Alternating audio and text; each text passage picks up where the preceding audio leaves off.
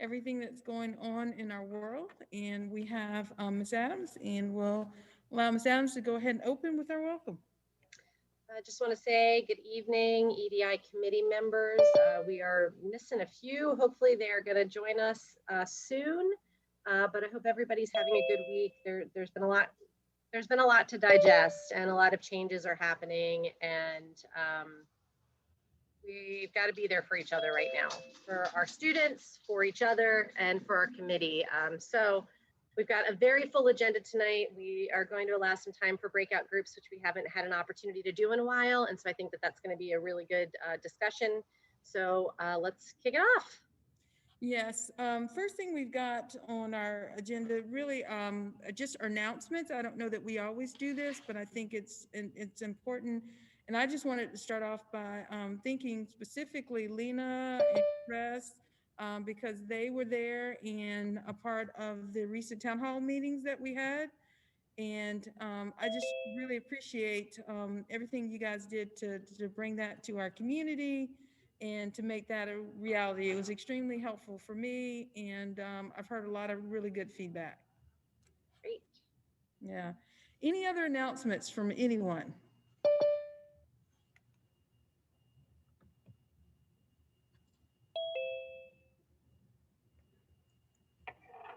All right, appreciate those hand claps, Casey.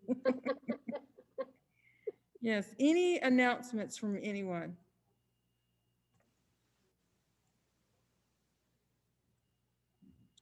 All right, if not, then we'll go straight to our website update.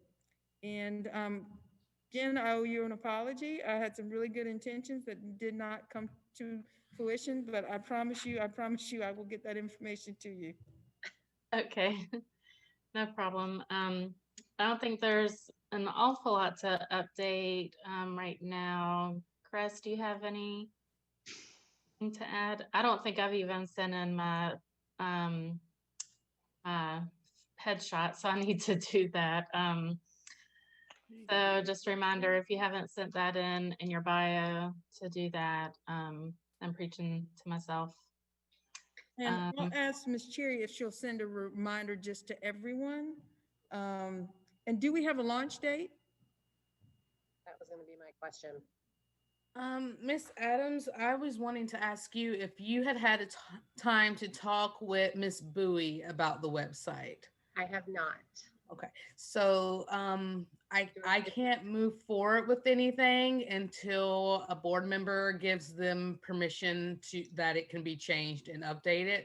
So I think she was trying to bring it to you guys when you met last Wednesday, but your meeting may have gotten to cram-packed.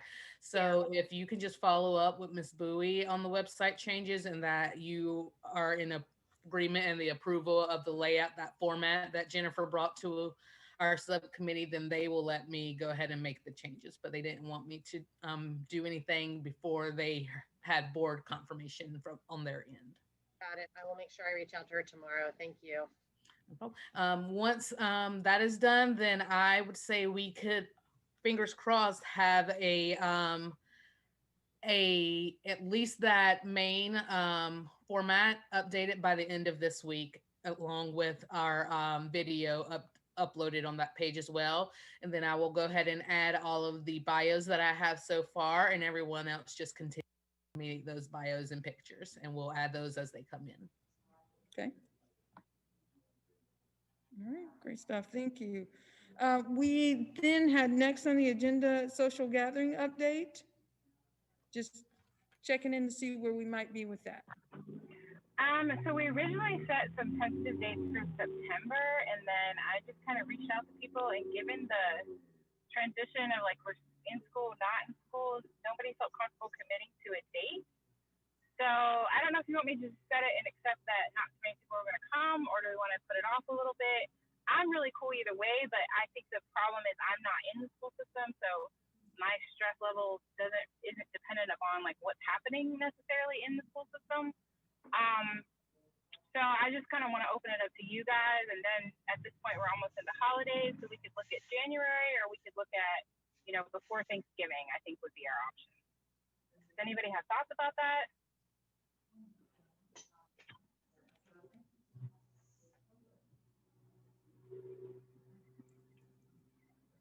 All right, there are tons of people with education backgrounds on this call, so we are excellent at wait time.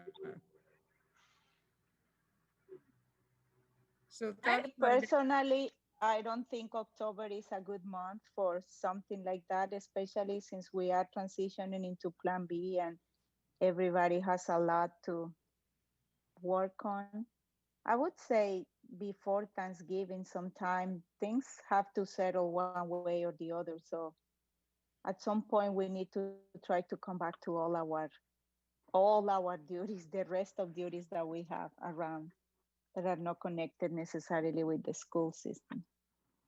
I agree with Lena. Doing it this month may be a little difficult, but I would definitely like to be able to see us to do it before the year's end. I feel like we could keep putting it off, and then we would never do it. But if we go ahead and at least set that date and give people that date far enough advance, then hopefully we can get something. And I think we have so many things that we've accomplished and that we've made headway in, that it would really be good for us all to get together, the committee and the work group, to kind of celebrate those accomplishments.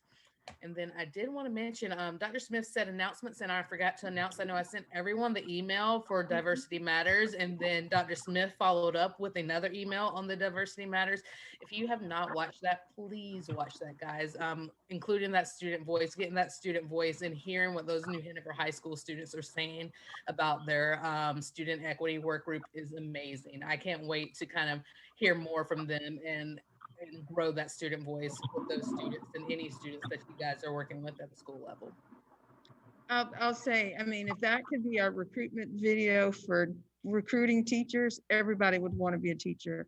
Those two young ladies, it was just so powerful. And then to hear the dedication and the commitment of our educators, I mean, it was just priceless. I could have listened to it, 5 times over. So I agree completely with you, Caress.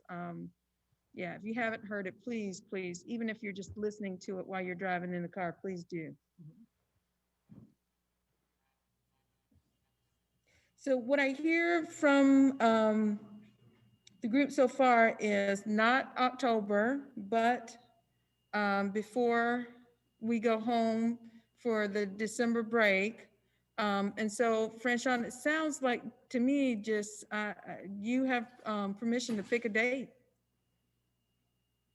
Yeah, I'm looking at the week of November 16th. How does that kind of fall in everybody's life? I think it works great for me. I think from a school system perspective, if we could avoid Tuesdays, we didn't have a lot of board meetings on Tuesdays. Okay. Anyone else? And this would be an evening thing? Yes. Okay, yeah, I'm pretty good that week. I as well.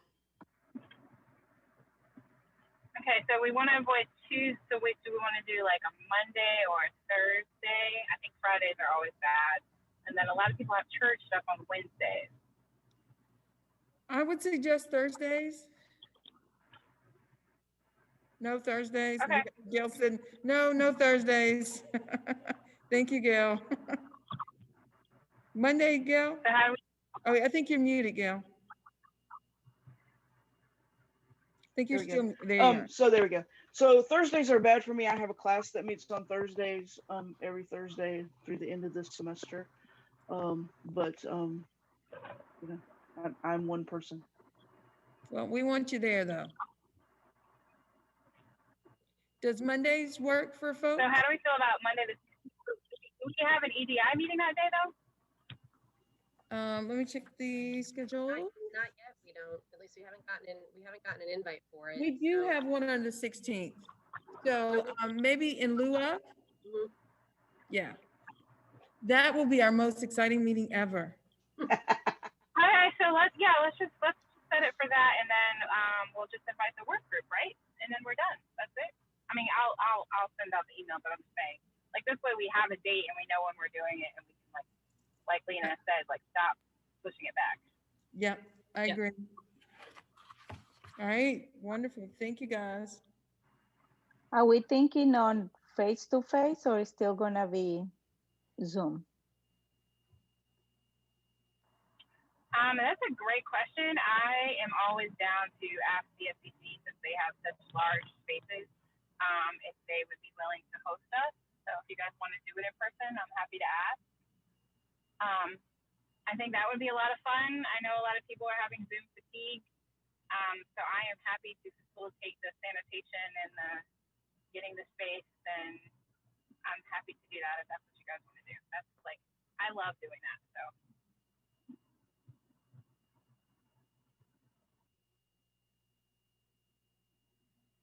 So. I think it would be nice to be able to have an in-person option, but I also think that we should offer a hybrid version that if people are uncomfortable with being face-to-face, that they could Zoom in from somewhere.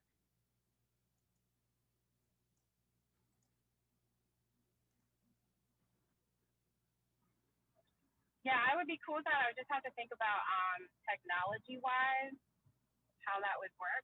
But yeah, so we can do that. I don't know if it makes more sense if there's a space in the school that's already available, or if that's too much on the school. Well, I mean, we've got the Board of Education Center. You know, this big space that I'm in right now. It's big space. Yeah. Okay, so let's just do that, because people are already familiar with it, and we already know that we could broadcast in there as well. And then we'll send the invitation out and tell people you can come virtually or you can come in person. Okay. All right. Wonderful, wonderful. Yay, we have a date. Thank you, everyone. Thank you. And then I don't know if Ms. Adams, you want to talk about the next item, which is volunteers for the November school board meeting update? Absolutely. So as you know, the board is going to be turning over after the election in November. Potentially, we could be changing 4 seats. And so it's important that we know where all of our committees stand. So one of the items that we're going to be looking to put on the board agenda for November are committee updates. It's not going to be a, hey, come and talk for 15 minutes about the committee. It's going to be just a couple high-level points. What are some of the things you've accomplished, the committee's accomplished over the year? What are some goals for the upcoming year? But Dr. Smith and I were talking that it's a really great opportunity to let some other faces from the EDI committee be a part of this. You know, I've done a few committee updates myself, from the board chair, but I think we're going to invite committee members from all of our committees to present. It would probably be no more than a 5-minute update, but I would like to turn it over to you to see who would be interested to put together a couple, there need to be a few slides just for visual representation for the community to see, and just share some of the work and maybe just some of your personal experiences being a part of the committee.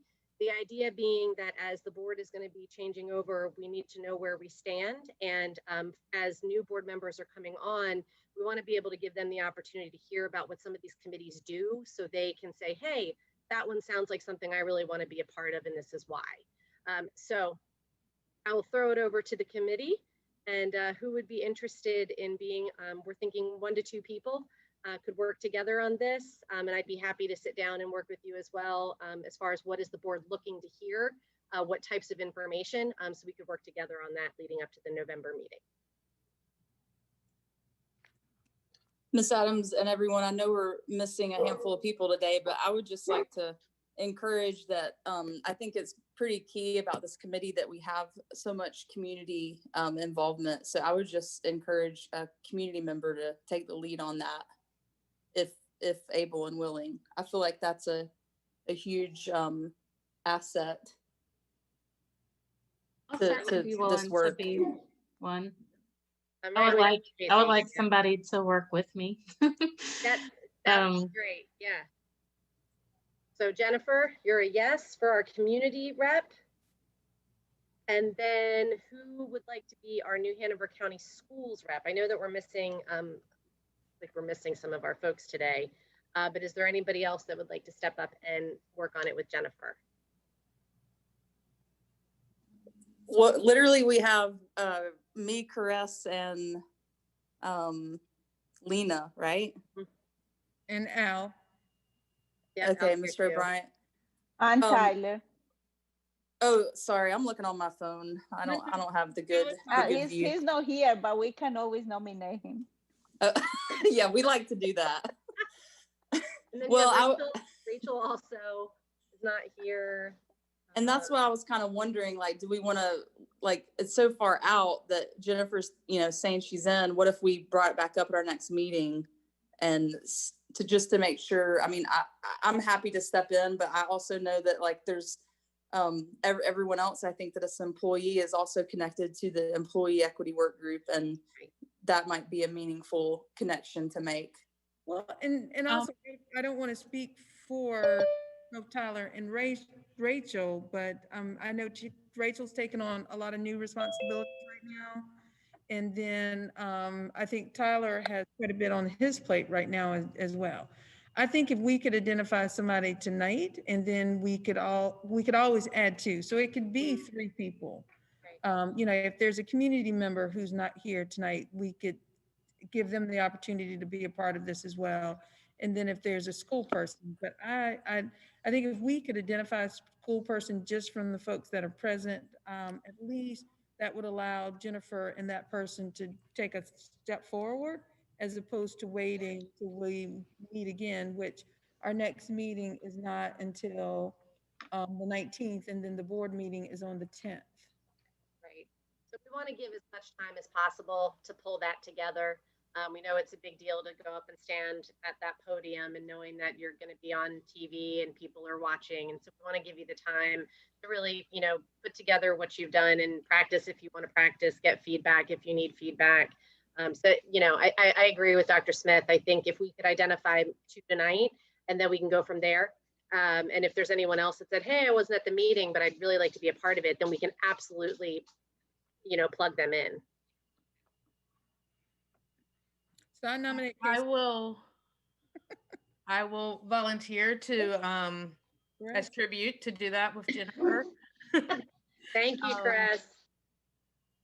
And then we can work on it while we're also working on since we work with the website together as well, and bring those 2. And then again, if someone else wants to join us up there and bring a point of view, or if someone wants to just shoot us a few hot topics that you want to make sure we include, please feel free to do that as well.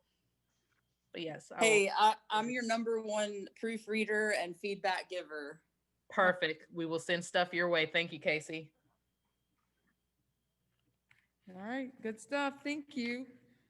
Next, we've got on the agenda is the discussion of student representation on the school board. And so that I will give to Ms. Eastep, perhaps.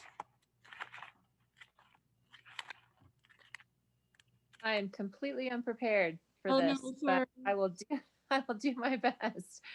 So I know that we spoke about this last time. Where do we want to take this item?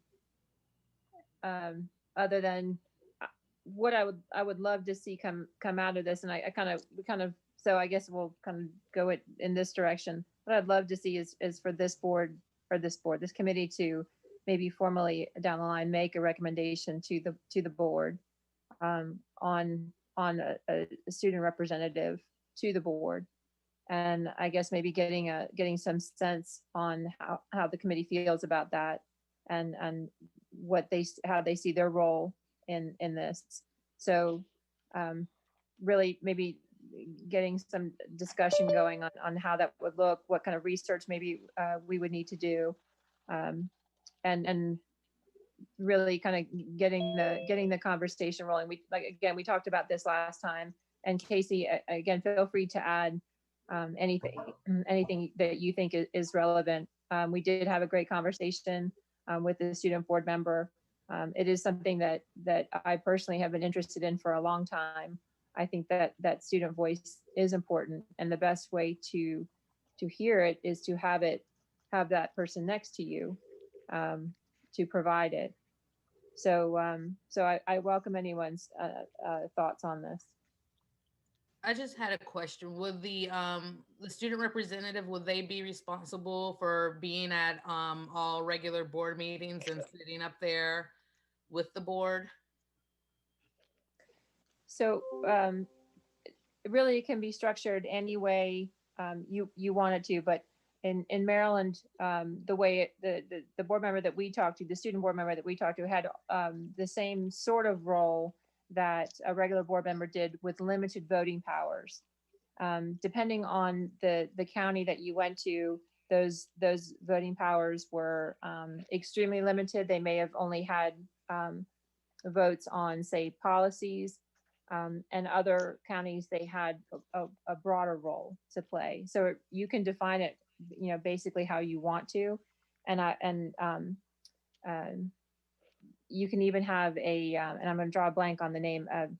On the state board that I'm on, we have a student board representative, and they have no voting powers, but they can participate in all discussions. So you can certainly start there and allow the student to be a part of all discussions, hear that student voice, give a student update, have a presentation, and allow the student to participate in that way, but then not have a vote. And then maybe eventually talk about adding a vote in certain areas where you don't feel like there might be a conflict of interest. I mean, certainly you wouldn't want them to be a part of any confidential personnel discussions, because that would seem to be a conflict of interest if you're discussing their principal or something. So, so really, it's how you want to define it. But to me, it's giving the student a chance to provide their own representation at the board level. So, the students can nominate someone, and then that student is responsible for being the voice of the students. They have that representation. So, but again, it's up to kind of what the wishes of the board and the district are on that. Would it be possible to also, as a side component, to maybe establish a student board committee to go along with it, to kind of offer more than just one voice? I mean, just having one student board representative, but also having like a committee comprised of students that meet and chaired by a board member. Would that be something? Yeah, again, I think you can do whatever you want. Certainly right now we've got the student meetings that we have quarterly, where that the superintendent meetings, where we go around and meet with students from each high school. And I think that I understand that Dr. Faust is going to continue that tradition, and maybe meet with a different group of students than has traditionally been brought together in the past. So it's going to be a different sort of cross section. So to your point, that might be a way of gathering that student voice and being being a way of hearing from students in a different way. So again, I would say that I would love to sort of investigate what other systems are doing, especially Maryland, because they have a track record. And it's my understanding that, again, that every county in Maryland, except for the possibility of, I think, 3 counties, have had student board members for a fairly significant length of time. And Katie, is that what you heard as well? Yeah, that's what I understood. And I know it was like late on Friday, I think, that I sent a few of you guys some information, and I just recently got it. I wish I could have gotten it to you sooner. Would it be appropriate to share right now? It's basically a bulletin from that county where, we have the contact, Prince George, and it's their bulletin from this last February about how they go about the election process. Like, I can drop that in the chat and people can see it. But I think it shows a lot of context for, what exactly are the roles and responsibilities, like Chris was asking, of the student. And it gets into exactly how they, what is the selection process, so that it's, I think specifically here, it's going through student governments in their high schools. So, the idea being that like all of the students throughout high schools would know about this opportunity and have the opportunity to apply. And the Joshua who we spoke with in the summer, he's now in college, and the current new member, her name is Nina, I think, and she is, open and willing. I think, I don't know if it's like, if it would be helpful or a consideration to bring someone like that to this space to be able to ask more of those questions to, or if there's another space to do that that would be more relevant. I think it'd be great to, I think it'd be great to hear from, I mean, for me, it was very helpful to hear about the process, and hear about the selection process itself, because to me, it sounded very deliberate.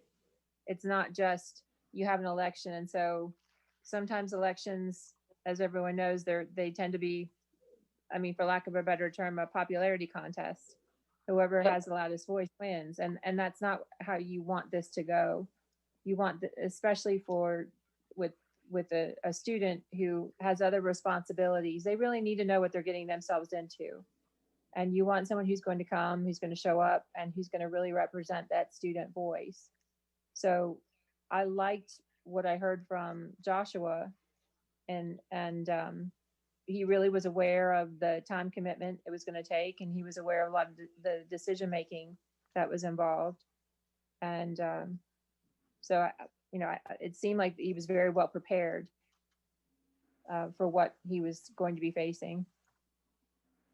I think it would be neat. I did send the same information to Brian Jones and Abby Nobles, and just said, all I said was it would be cool to hear what our students think about this. And I don't know if trying to bring all that together, like, would it be possible to bring some of our students who are active there, bring that student from Maryland, have an opportunity for everyone to learn and go from there for establishing something that could eventually be like Miss Eastup was kind of saying, like eventually recommended. I would like that, just because I am interested, because I read that document, Casey, the way that they nominate, and it's intense. I mean, you truly are, you're a member of the board, essentially. And what concerns me about that is being a current member of the board and knowing what the community component of that has been. It's been a really hard year. And I worry about students, do they become a target when there are controversial issues going on within the district? And so I'm curious about, from that perspective, what's the experience been when your district is making very controversial decisions that you've got people on different sides of the aisle? How are they impacted at all or not? Because if you vote and that vote helps to swing, because I think when we originally were talking about this, I don't think I realized that they had voting power to the extent that the Maryland group does, which is very powerful, and that's great. An incredible experience. I would just be concerned from the controversial decision, would that student be safe from the community outrage that sometimes comes by way of the board? And I think Lena had a question or a comment, but I think, Ms. Adams, you make a great point, because that was one of the fears that we had with our young people who presented in regards to graduation. We talked with them about putting them at risk, and we also talked with their parents about putting them at risk, and they ran wholeheartedly toward the fire, which you just have to admire. They were in the middle of it, and that's there's part of me that's like, hey, let's teach resiliency and let's teach about how the real world is. But at the same token, there's some things, I mean, I've seen how cruel the community can be when there's certain things that we're discussing. And I would never want that to be targeted at a child. And that's just me. And they were bothered by some of the comments that were made in social media, and they intentionally pushed back on those. You probably didn't recognize it, but I did, as a part of their presentation. But Lena, I know you've been waiting patiently to comment. You had your hand up. I've seen like two separate timelines there. The first one is to get the idea, to give shape to the idea for what we need to research and see other places that do it. This is one reference point. We should search at least 2 or 3 different styles in the process to get the board to approve that. I think before we get to even put the idea out to students, is that something they are interested on? Are we gonna have these, and that might take us a full year. Maybe it's not gonna happen during this school year, and we are gonna be more mature and ready to present it for next school year. So I think that the first thing that we need to address is that something the committee thinks is worth put our effort and creating a timeline for? And then if yes, okay, let's create a timeline on what the research we need to make to have a serious proposal for the board. When are we gonna present it to the board? And when the board say yes, then we go, or no, I don't know, then we're gonna go for the for the process on how we're gonna sell it to students in what way, because we need to get the buy-in from the students and tell them, hey, this is something to get more voice to students in decisions that affect them directly. And I think if we advertise it that way and we present it, maybe that is going to be an excellent point for people to learn their manners when they are going to board meetings, because they know that we are having people there that is young and inexperienced, and they are going to behave better, I guess, because they know that they are going to be role models for others that are, little brains that are very influential there. I like, yeah, go ahead. I just was going to say that's a really good point, and I will say too that and again, Casey, please correct me if I'm not remembering this correctly, but I believe they served 2-year terms. Josh started as a junior, and so it's a junior senior term. So they do serve 2 years on the board. So usually they're around 17, 18 years old. I like how you think, Lena, always about, timelines and what's reasonable and feasible. And one thing I would push back on, which I'm not even sure if this is necessarily what you were saying, but I think we should look at this from going from the ground up instead of the board top down. And we have we've got this group already of students that are actively working, with a couple of our equity work group employees. So how could we utilize this more immediate time in this next year, maybe with them, to build out what they want it to look like? And then they can go to the board and with our support. And I would agree with that, but I also have the other point what if we start talking about something that they might not be approved at all, and it just dies? Some of our kids we are lose already credibility.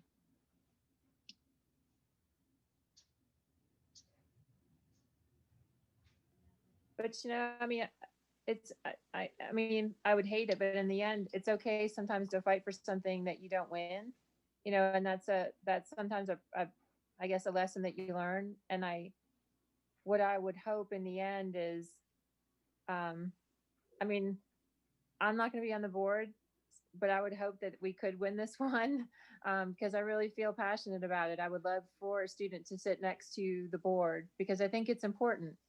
And so maybe with those students alongside doing this work, that might help, not persuade, but that might help have the board who is seated at the time see how important this is, that it's important to those students starting in middle school and high school. And it might also help this committee see whether or not there is the interest. If Casey's group says, yeah, this is not something I think anyone's interested in, we're not hearing any interest, this is just not, the time and place for this, then we know not to take it any further. So I guess it could work both ways.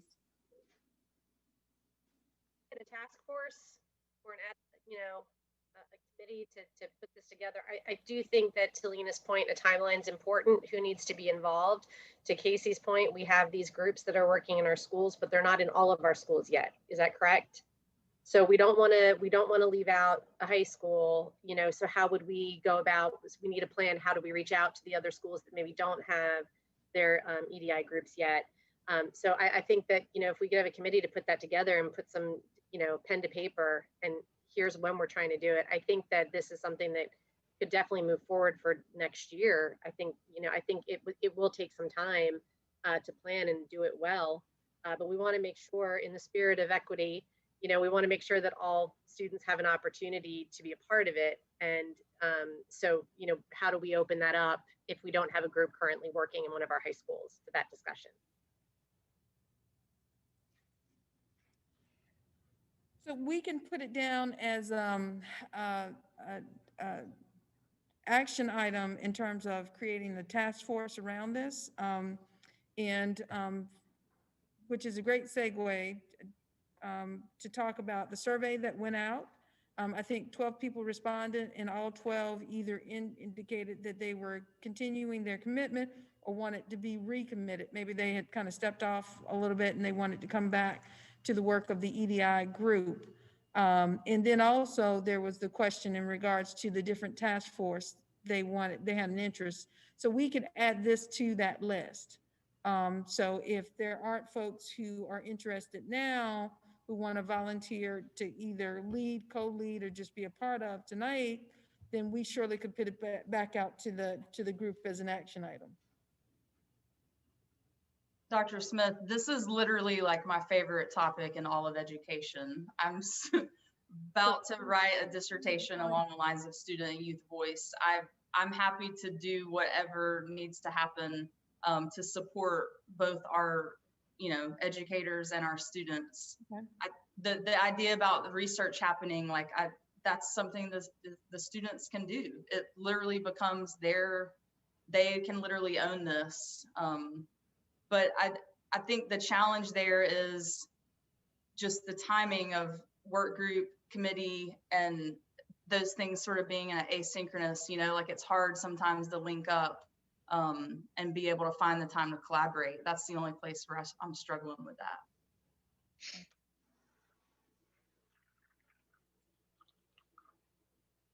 I volunteer to help and assist on the task force. I have that different, I'm not in the schools, so I don't want to lead anything, but I definitely want to be a part of it and help to encourage and be there to document the progress as we go about this process. Okay, wonderful. All right, so just, you know, let me know how I can assist you guys in your launch, and we'll just kind of go from there. All right, thank you. All right, next thing I have on the agenda is for us to do our breakout groups. And so I am thinking maybe about 40 minutes, and then we'll just touch base. Does that work for everybody? Or 30 minutes and then we'll touch base? Because we're small tonight. 30 minutes? All right, so we'll set up 30 minutes. So let me put you guys in breakout rooms. Let's see if I can, there we go.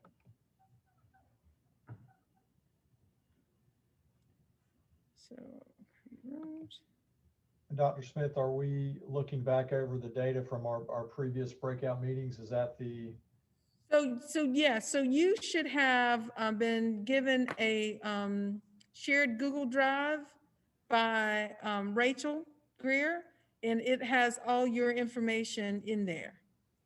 And I'll check the rooms to make sure that you do. So the first one is going to be culture, is going to be the first breakout room. So let's see. So breakout room, we'll rename that. Culture, so that is.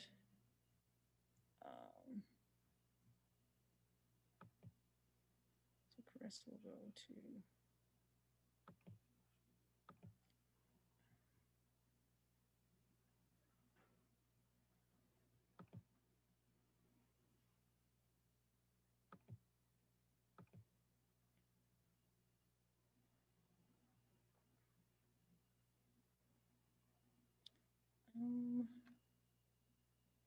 Kiana. Trying to make sure everybody's in the right space.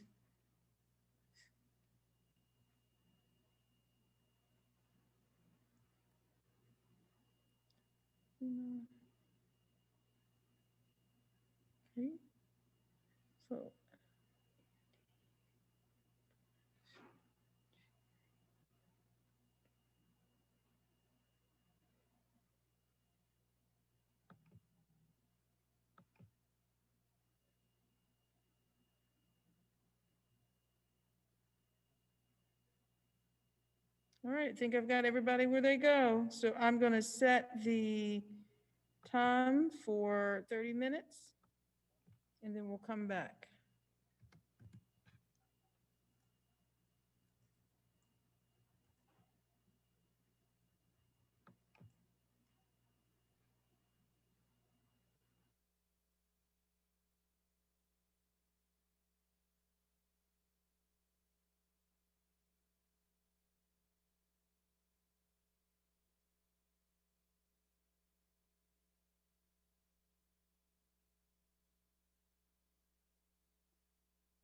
Hey, everybody. Hey, everybody. Hey. I've got the SMART goals pulled up. Do you want me to share my screen? Is that what?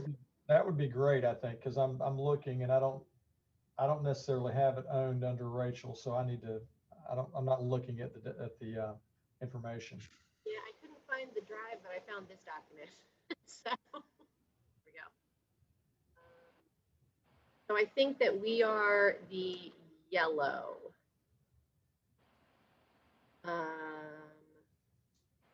Wait, how do we know? Yeah. Get this out of the way here.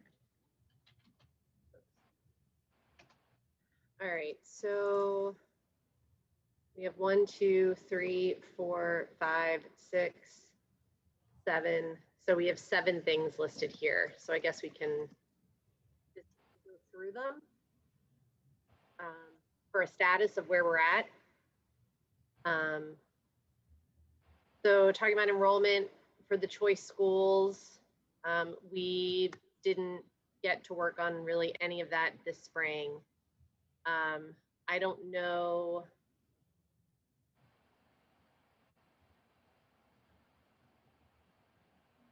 Did we ever assign these? I don't think we assigned them to anyone specifically to work on these. Like, we have the action steps in here and we have who we need to contact, but we never actually assigned who was responsible for collecting the information. So should we do that?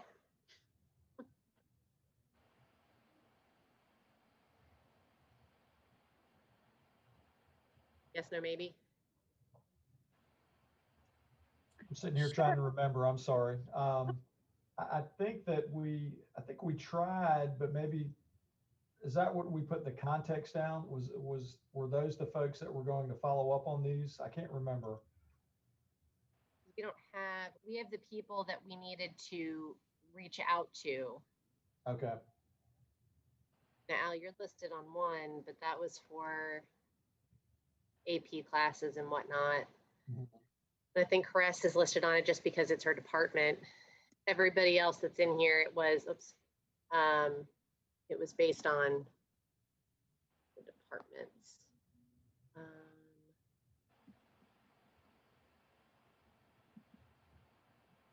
So I think wasn't Sean part of this conversation the last time, because we were talking about the 8,000 series, because we were talking about having the NCSBA come in when we do that and talk about that specific area and have them review with us. Mrs. Adams, is that something that can happen? This being a new process, are they open to joint meetings, or is that something that they just kind of take on and do and then just report back to you guys? I'm not exactly sure what that looks like. So with the policy handbook review, they are recommending to help us get updated and get more in line with what the rest of the state looks like. And then those policies go to our policy committee to be discussed. But I do believe that we could at least have them just talk to us about the 8,000 series and how we could better align it, because they work all over the state.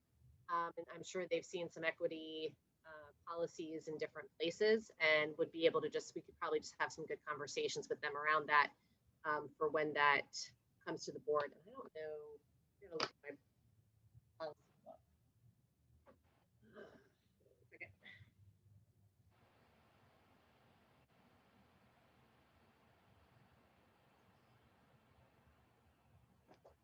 Yeah, they haven't been updated yet, and I don't think they're on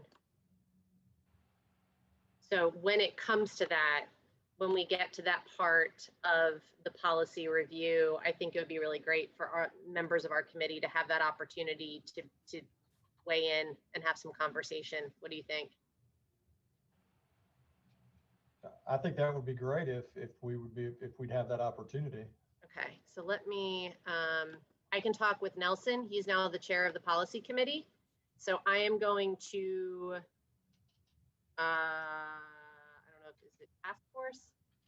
Stephanie to speak with Nelson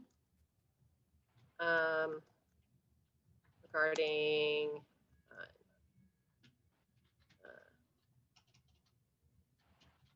and I don't know, I'll have to check, I'll check the timeline with him of when those policies are expected to come through.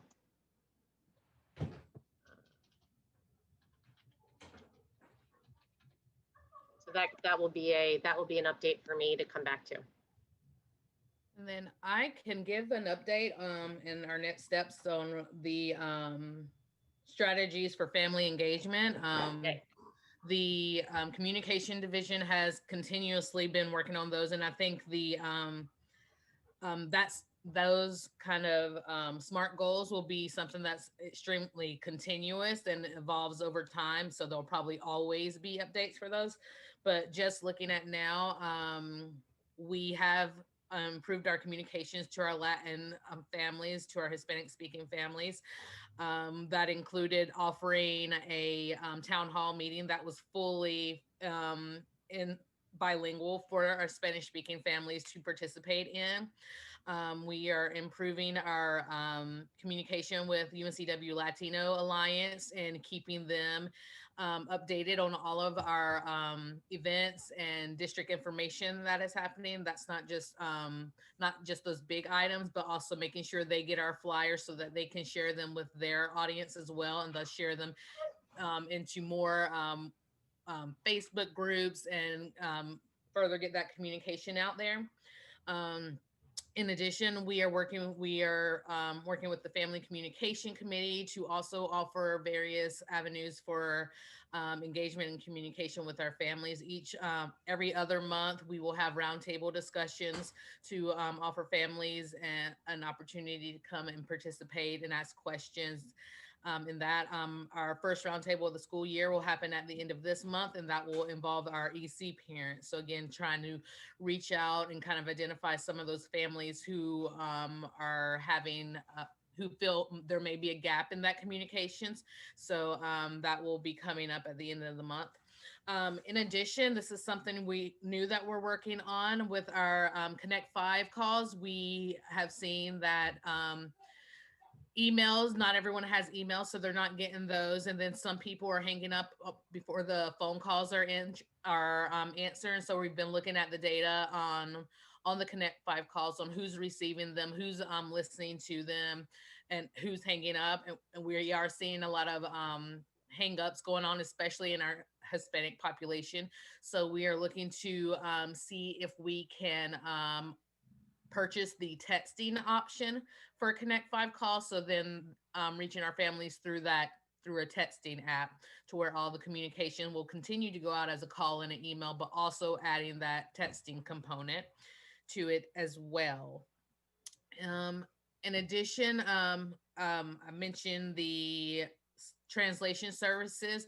We have been working with one primary translator outside of the district. Of course, we're working with our others, Lena and Maria Black and her team within the district to help with translation. We have contracted another, her name is Maria Bruce, and she was actually the translator who did all of our Facebook Live translations with the Latino Alliance over the summer. We have now set up, we will be bidding out our contracting services, our translation services, to kind of get more assistance and make that process more expedient and streamlined for all divisions within the district. So that's where we are on family communication and engagement.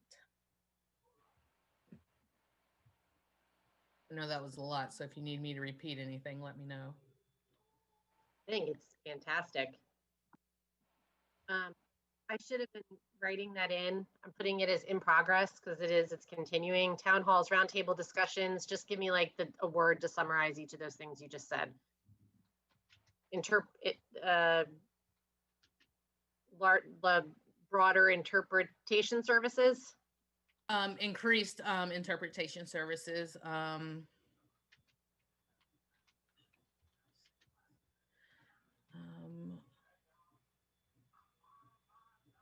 Let's see, town halls, roundtable discussions, increased interpretation services, and bidding out translating services as well.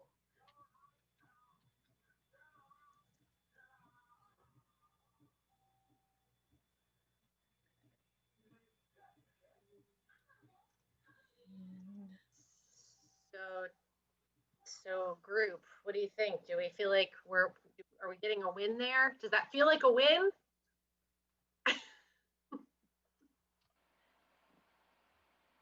And just to give you a little numbers on the town halls, the first night on Tuesday night, we had viewership of 6,000 families have been reached.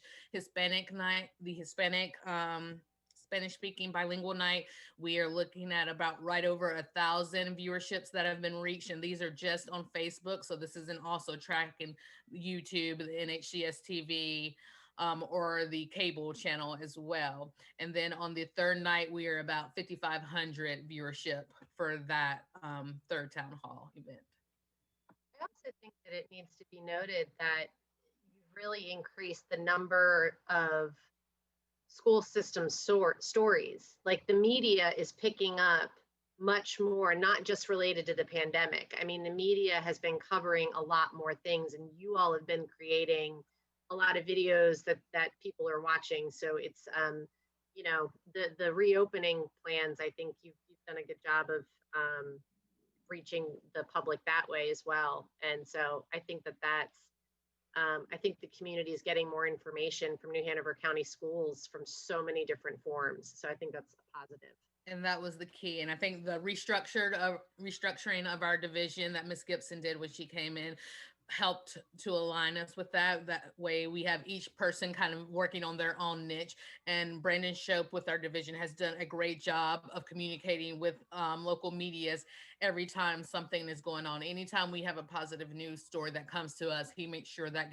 that story is pitched to the media so that they can come out too. So it's not just us telling that story. We have the media who comes and tells that story as well. And I don't know if anyone's seen it yet, but earlier today we were at Trask Middle School where another teacher got a recognition, and I was able to go out there and do Facebook Live, but WECT was also out there. And then WWAY said they couldn't attend, but they told us if we send them videos and footage, then they will air it as well. So just making sure we're continuing communicating with our local media so that they can help us tell our stories and get this information out here has been great as well.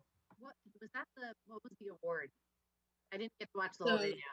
So she is the New Hanover County Schools district representative who will represent us in the NCDPI and NCCAT Beginning Teacher of the Year award. So how we have the Beginning Teacher of the Year or the Rookie of the Year award in conjunction with the Rotary Club. NCDPI along with NCCAT has also partnered this year to do that, to also bring further recognition to our beginning teachers. So Ms. Harper will be our representative for New Hanover County Schools.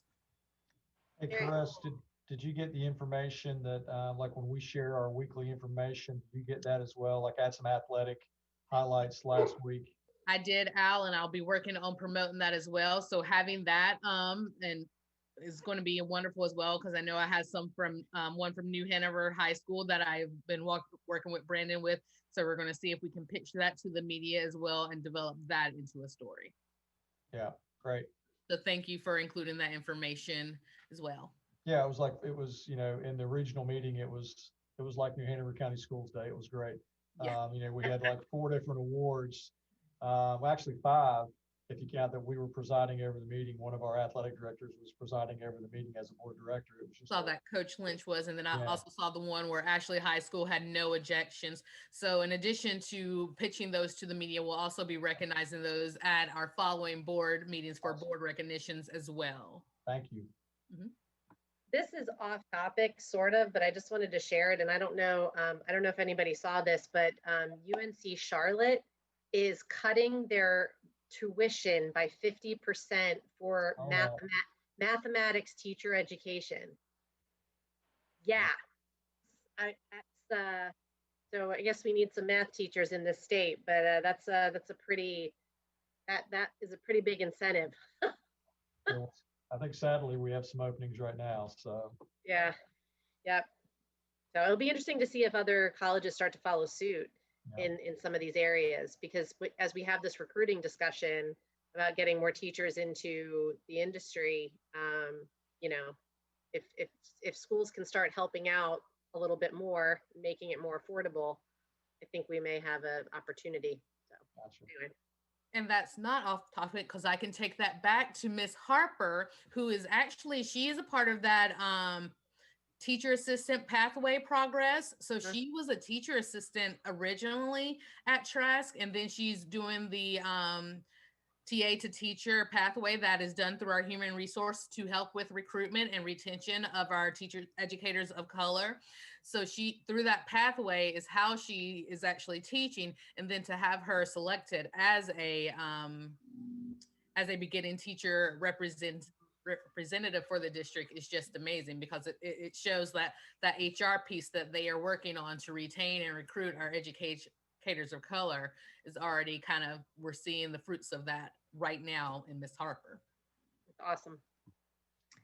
So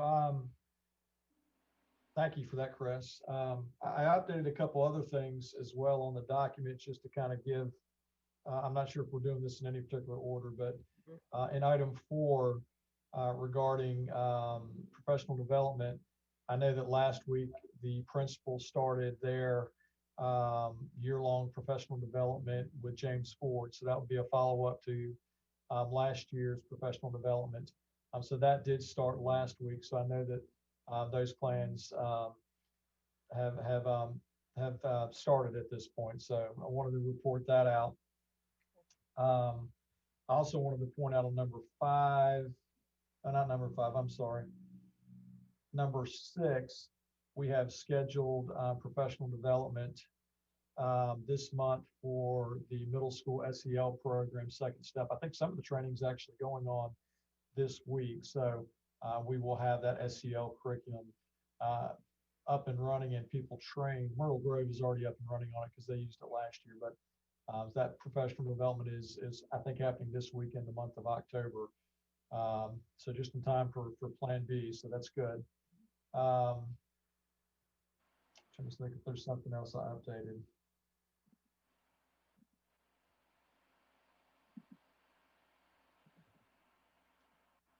I think that's all the updates that I put in, but I wanted to at least tell you guys about those.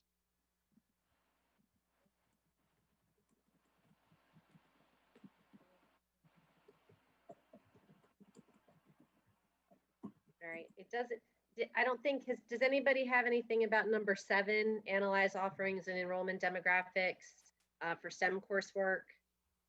No, I know that we want to pull that data. I think that's something Dr. Faust is looking at, right? it is, and we talked a little bit about that today actually, but that's data that I can pull. So it's a little bit tedious, but we can pull that data. And unfortunately, I can predict what it's going to look like. You know, this is an opportunity. This is a growth opportunity here for us. Yeah. Because we've spent time working on it, and that's a good thing. But it's still a growth opportunity for us, as well as some of our subgroup data. You know, testing data is an opportunity for us to look for growth.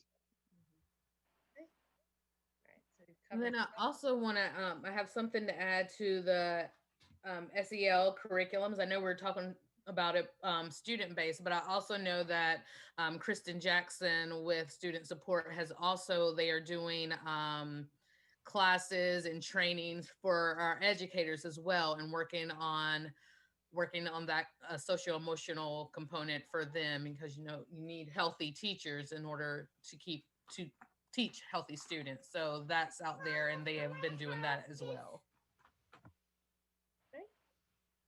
I also added in there the, I think we have district-wide PD, at least that's secondary, and for the teen mental health first aid. I think that was something that the board was hoping that we would be able to do with all of our, I think our secondary schools as well.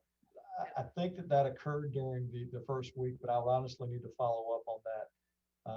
I've been to that training. It's a good training, but well, you know what? It may have been that we have to wait for the training because they couldn't do it remotely. I think that's what it was. We were going to do it in the first week before school started, but this is typically a face-to-face training that I don't think that they could do,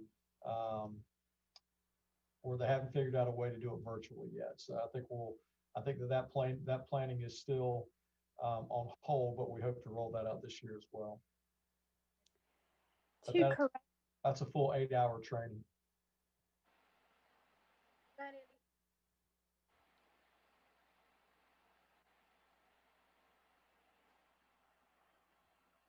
Andy? Yeah, Okay. sorry. That's okay. What's up? I was just thinking, to Caresa's point, would it be possible to do a staff district-wide survey to gauge the temperature of teachers' own well-being? I don't know how it is through the district, but I know we're really struggling with it at our school. And I've talked to some colleagues in other districts, and especially with us going into Plan B, and now teachers are going to have to be teaching face-to-face and remote. The overall consensus that I keep hearing is this is not sustainable.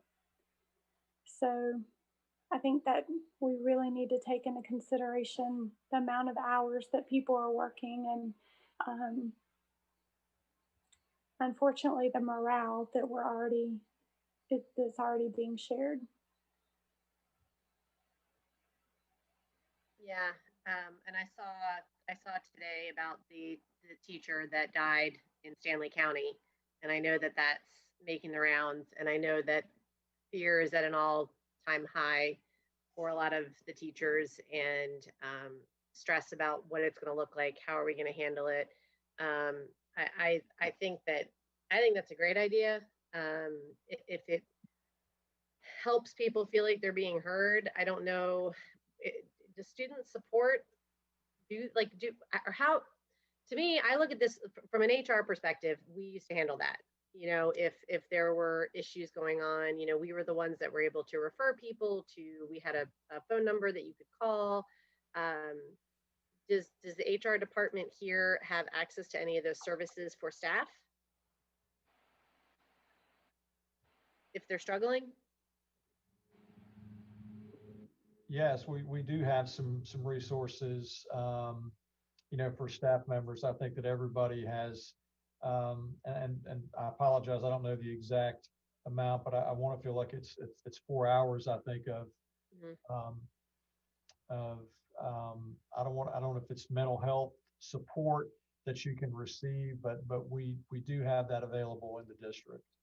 I wonder if now is a good time to remind people about that. We also have the New Hanover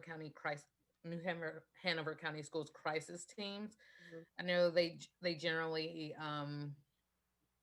handle actual crisis, but I think they would also be available to support teachers in this time as well. And I mean, I consider COVID-19 a crisis. So are you talking about the group that goes to a school when a student dies or a teacher dies or something like that?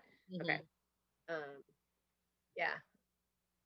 I mean, Andy, do you think what do you think teachers need right now?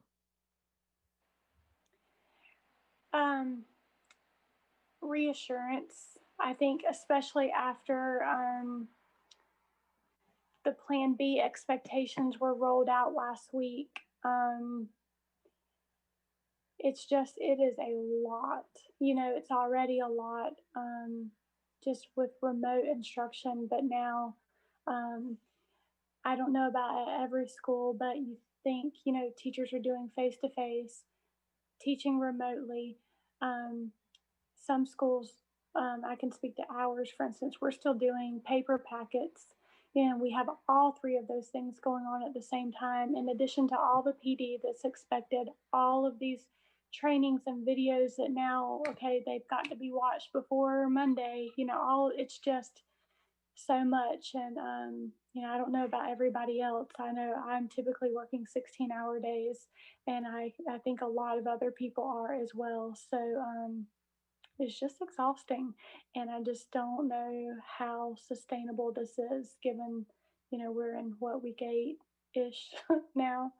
So I don't know. I know people are concerned about the kids coming back and safety and their own families. I know that. I'm just not hearing that as much as I am. I just can't keep doing this, So the one thing I will say,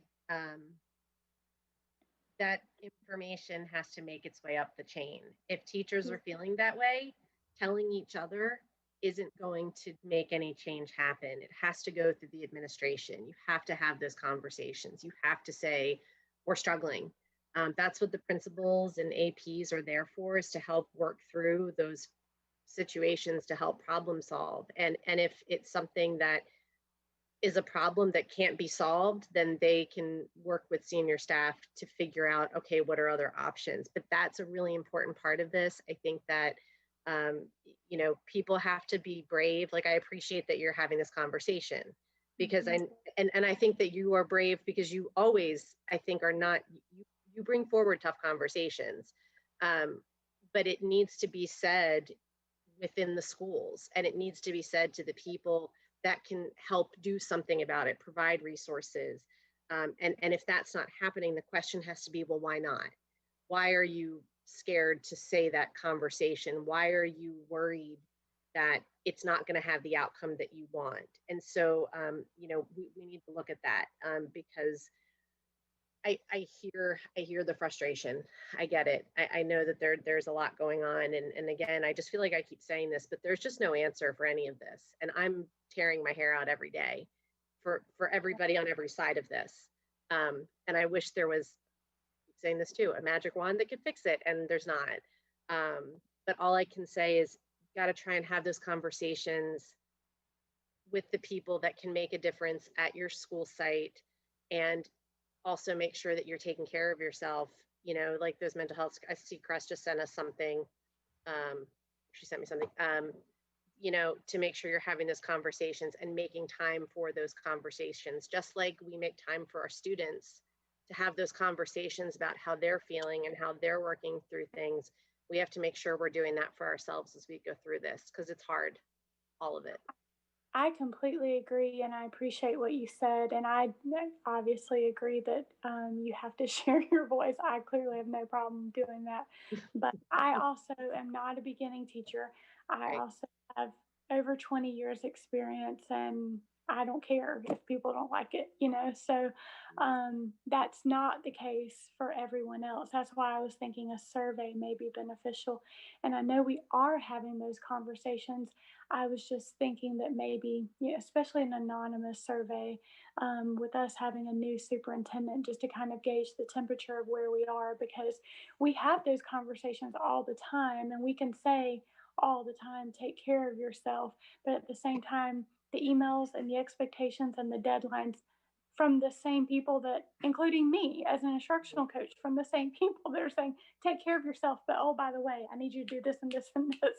So, it's like we're talking out of both sides of our mouth. So until we have those conversations together with everybody that's our decision makers, it's just not going to get better, I don't think. So Andy, we did do a survey at the secondary, at the high school level, just to try to see how it was going, but it was based on, it was actually done a couple of weeks ago, and it was referencing how things are going in Plan C. And I think one of the most interesting questions and we did it, one for teachers, one for students, and one for parents, just to kind of, gauge how it was going in Plan C. And I thought one of the most interesting slides from the teacher perspective was, they had three choices. One is, this is too much. One is, this is, the workload is appropriate. And then the other question was, the other answer response was the workload is a lot, but it's becoming more manageable. And overwhelmingly, the teachers at that point, now this is a different point because we're rolling out a different plan, but at that point, the most popular response was, this is a lot, but it's becoming more manageable. So I wonder, I agree with you. I think as we get into Plan B, I think it will make sense to do exactly what you're talking about, is to try to gauge where we are, because I think every time we transition, there's going to be stress and anxiety. And I think you're so right. I think we need to try to have a temperature check. And so I appreciate you suggesting that. Well, thank you. And I'm glad you guys did it. And I was thinking as you were talking, it probably was going to be the last answer. And it seems like there's so many transitions that as soon as everyone gets comfortable, it changes again. So thank you. I hope we'll have a similar response, that they're 2 or 3 weeks in, that everybody's feeling a little bit better about it. But I don't know. It's tough to know, but we do need to know, to your point. The unknown is scary, and so we're not there yet. And I think, like Gal, I hope that when we get about a week in, we have some idea.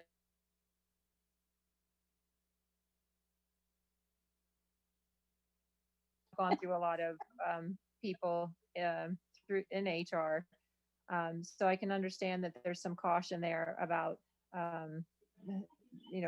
who's doing what, if that is the issue. I'm not sure. I've lost a little bit of a thread of this conversation as well. If we're talking about the affinity groups, my understanding is we're trying to roll them all out at the same time. Is that the conversation that we're having right now? Did I miss something? So my understanding is I don't know if we're trying to do it at the same time or not, but the answer we got was basically that it should not be in the hands of the committee. It should be in the hands of HR.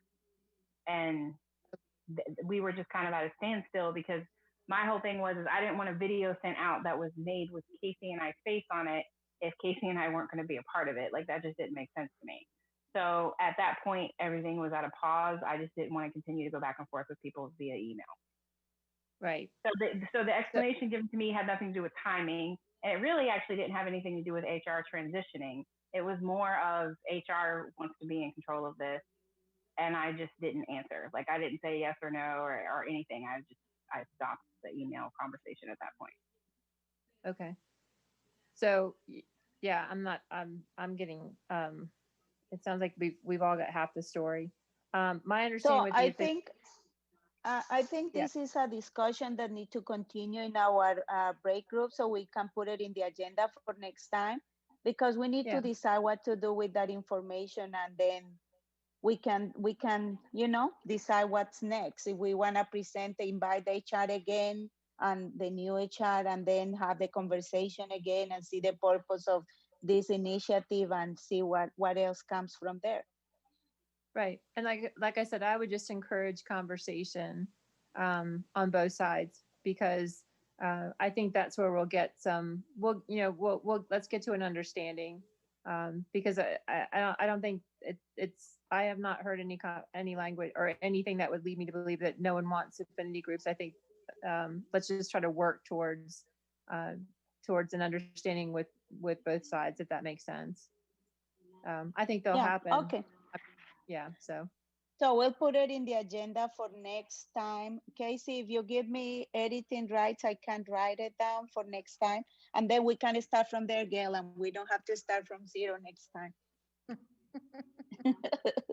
All right. I got to spend a good little bit of time with our culture group, and just a minute or two with our academics. But we've got about 15 minutes. I would love for us to use this time to kind of report out. So if we could start with culture. Oh, man. I think that's embarrassing, because as Gail pointed out, we spend a lot of time to figure out where we are at. And then we try to pull some documents and see the connection between the task force and our SMART goals, and where things overlap, and how to find some actionable items. So we came to a consensus that we want to work on our SMART goals from that are related to our culture committee during this time, during the breakout rooms. And then we also Casey presented an agenda so we can move forward instead of trying to reinvent the wheel every time. And then we're gonna bring all items into the table and then see if we need to proceed with them or if we have new items posted for our session. So I think if anybody wants to add to that. And then the thing we're getting really interesting when we found our point to start discussing, and then boom, we came to the meeting, back to the main room. Yeah, it doesn't let you show up late, does it? Yeah, that's a good thing though. All right, anyone else from culture? No, I would just say that even though right now it could feel a little like still like we're pulling our feet through the mud, I think soon we're going to be going at a faster pace. And I think one thing we established is that no matter who is there and present, now we have a system that we can push forward, organized, no matter who's there. And Good that's job, Lena. Thank you, Lena. And that's extremely important. So yes. I think Gail was the one that said, hey, come on, we need to Yes. step up. What are we doing here? We need people like you. Okay. Anything else from culture? All right. If not, academics.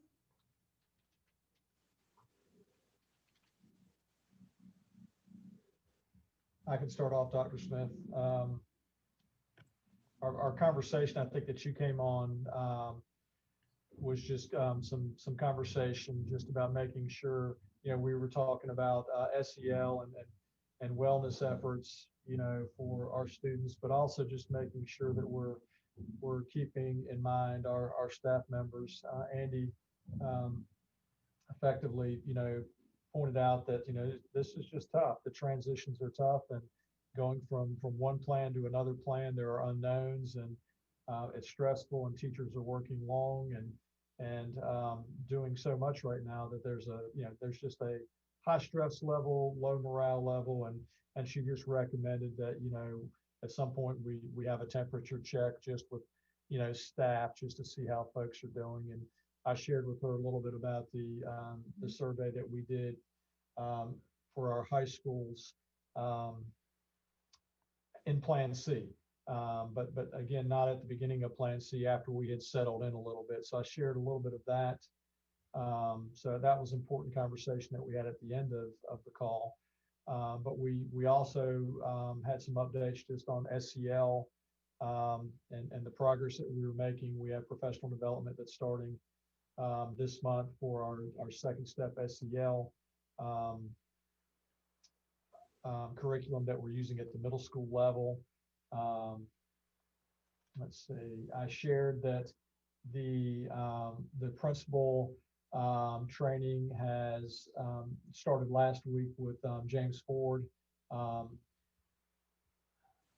Let's see, we still have some things that we need to continue to work on. Caress, what did I miss? I think that was all with SEL. We did talk about how student support did that wellness email last week, the week before last, as well. Offering, let me pull it up to see what the press pause for wellness. So let everyone know that that went out. We then talked a little bit about how our areas are moving forward with community and family engagement, talking about the town halls that we put on last week, and in addition to the bilingual one that we had last Wednesday for our Hispanic families. We discussed the Family Communication Committee, how they will be doing roundtables every other month, and the first ones at the end of October will be pertaining to EC families and speaking to them and giving them an opportunity to kind of come out and discuss where they are at this time. We discussed the increased bilingual translation services that the district has with the communication department and our contracted translator who's been working with us now, and that we're also looking to bid out those services as well to kind of further improve our communications, not just for the communication division, but for all of our divisions at central office.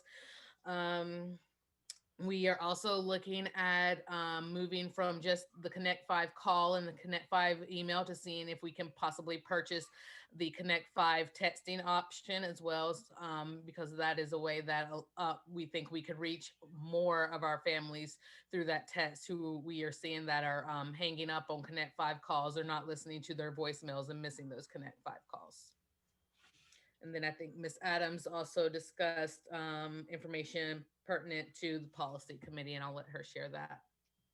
Talked about the 8,000 series that Mr. Bollier is now policy chair. And so I'm going to reach out to him to speak with him and see if we can get NCSBA to include members of the EDI committee in those discussions to make sure that we are in line, and not just in line, but really making sure that our policies represent the equitable school system that we want to be.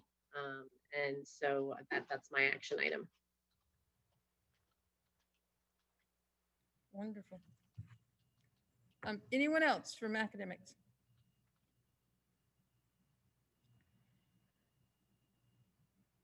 All right, and just probably, I'd love to give a plug, Casey, if I could, to your document.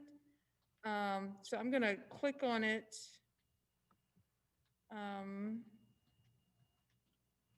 And then quickly share my screen if I can multitask.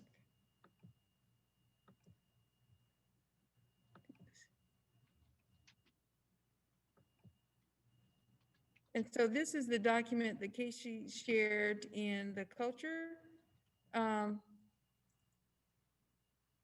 subcommittee group that just helped to really outline and keep folks focused on how to move forward with agenda items. And, as Lena referenced, so that, sometimes we step away, we might miss a meeting, that type of thing.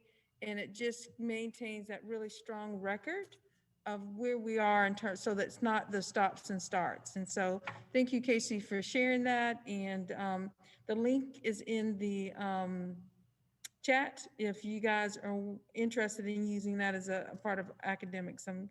I thought it was a great suggestion. We use something similar to that in our equity work group, and it just really helps because we bring on new members, and so for a new member to be able to go back and kind of see the previous conversations, I think there's definitely some power in that.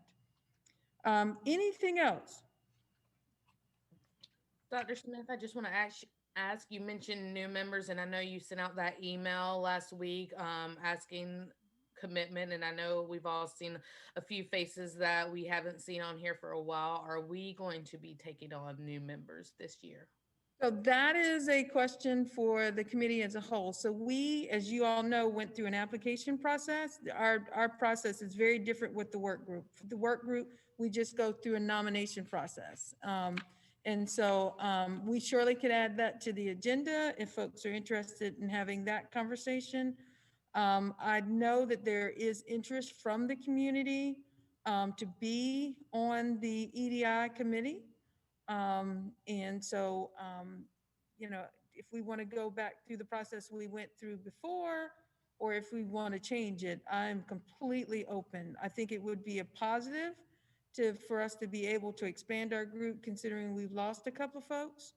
But not for me to decide, but for the committee to decide. Could we create a recruitment and governance group that could maybe vet applications and make recommendations, and bring forward the top 5 that they feel would be good fits and let the committee and let them explain why they think they'd be a good addition. Or could we establish a process for that? You know, because when this initially started, it was, you know, it was Dr. Smith, Lisa, and I, you know, and we were the only committee. Now we have a group of very intellectual and connected people within our community. And so, you know, being able to have people give their perspective about why somebody would be a good fit. Because last time we got about, what, 40 applications, I think, initially. It was a lot. So Yeah. if people are interested in being a part of that, I feel like if we could get maybe a smaller group that's committed to going through the applications, and then bring forward, depending on the number of people we're looking to put on, bring forth some candidates, and then the committee as a whole then could vote on the top choices, I guess. So as an action item, what I could do is email all of the members, because I'm sure this would be one that a lot of folks would have some interest in. And then if we get more than 5 people who want to work on this, and we can bring it back to our group and just determine who the 5 will be. And then we could share all of our documents that we had before the application, everything else, and then let them kind of go with it, because essentially it went to the community. Mhm. It wasn't something that was done internal. It went to the community. And then when that information came back, then we reviewed and kind of went through that process. So yeah, so I can do as an action item, I'll send an email out to the EDI committee to see if they would be interested in working on a task force, a membership task force. Okay. Yeah. How many members do we have right now? I want to say we ended up with, I want to say about 15, but I know it's probably more than that. 1, 2, 3.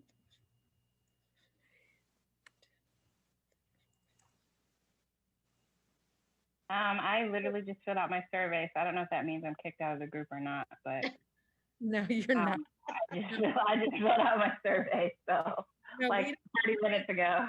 we let you walk quietly away if you want to, but we won't ever kick you out.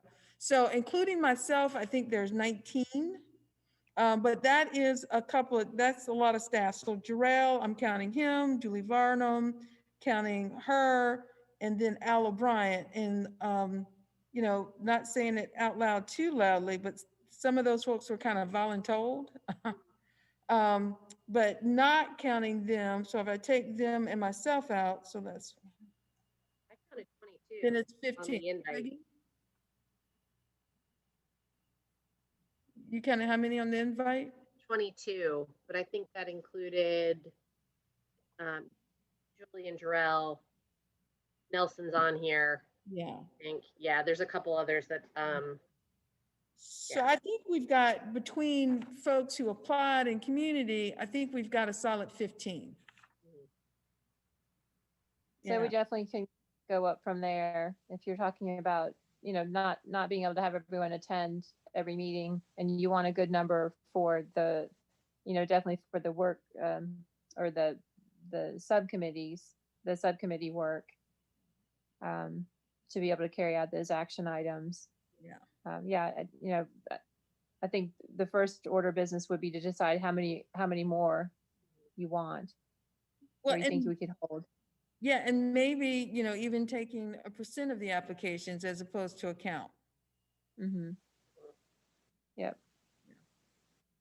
But I will send that email and to help identify the folks that want to do that work, and then we'll go from there. Okay. All right. thank you. All right, thank you. Well, we are now at almost 6:30, and so I'll turn to Ms. Eastep for our close.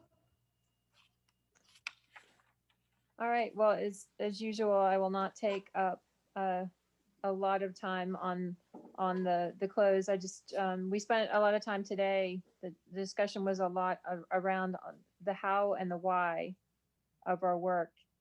Really about the impact. You know, what is our impact? Our work here is very important. Really, no more so than now in the face of a pandemic.